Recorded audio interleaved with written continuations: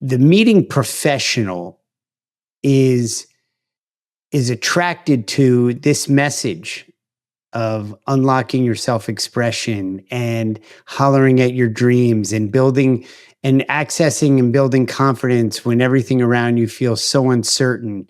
Tie it all into your creative revolution and the creative crisis and all of this.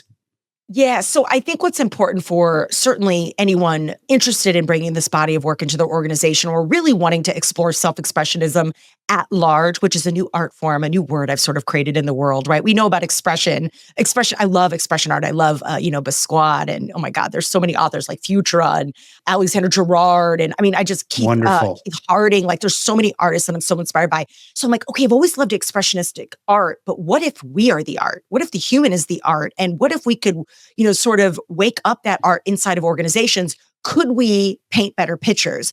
Because I really believe people who are awake and inspired by their lives and feel confident to go do more of that in the world, do incredible things inside of companies. So there's two things to address here for the person interested in this content. Number one, this isn't just coming from me. Let's take it from research. The World Economic Forum is reporting that the future of work is going to demand a bunch of things. But number two on the list of the top 20 things the future of work is going to demand is creativity. Yeah. Right underneath that, right? Yeah. Creativity. I would love to see, right? First is analytics, then creativity. I'd love to be in a world where that like switches. It's like creativity and then analytics. We'll talk about that in a second. Let's talk about brain versus soul before we go, because I think that's fascinating.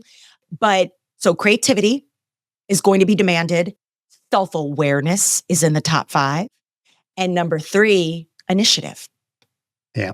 Doing something, right? And so the reason this matters is because when we have people who are creative and awake and taking initiative and aware, we have less drama, less gossip, less turnover, less overthinking, less, oh my God, Karen in accounting Karens. I love so many Karens we'll do Susie in accounting. We got to stop it with the Karens. Poor Karens, right? So we'll say Susie in accounting is out to get me. Like someone who is self-aware and has high self-esteem is not sitting there going, oh my God, this person in accounting or this person in marketing or my boss, they're out to get me.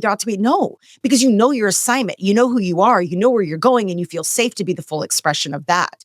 So, if the future of work is going to demand creativity, awareness, and initiative, then how? The question then becomes, how do we as leaders create environments where our people can do that? And then how as people do we figure that out? So my 6 Laws of Self-Expressionism teach that. And the number 2 to your question for anyone thinking about bringing this work in and what we need to understand loud and clear, that is that hollering at dreams, self-expression. This is not about being loud. This is not about going rogue. This is not about being a jerk. Well, I'm self-expressing. So this doesn't mean like, oh, because you're self-expressing, you be a jerk. No, this is about aligning organizational accountability with individual authenticity. So I sort of paradoxically put these laws together. Each one of the 6 laws sort of aligns with the acronym of Holler to make it fun and to help me stay on track on stage. But each one of the 6 laws, a paradox on purpose, because laws and rules keep people safe.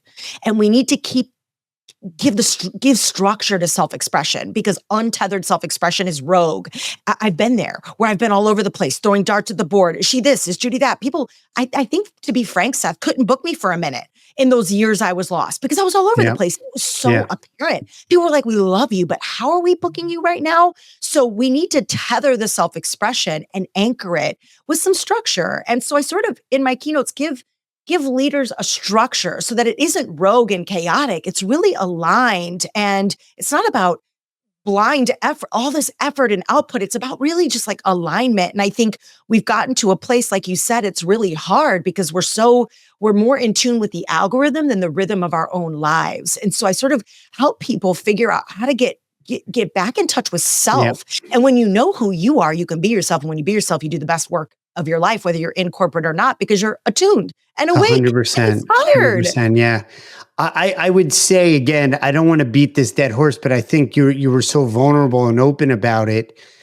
7-figure And you were almost following an algorithm metaphorically until you woke Yeah. up and got back in touch with yourself.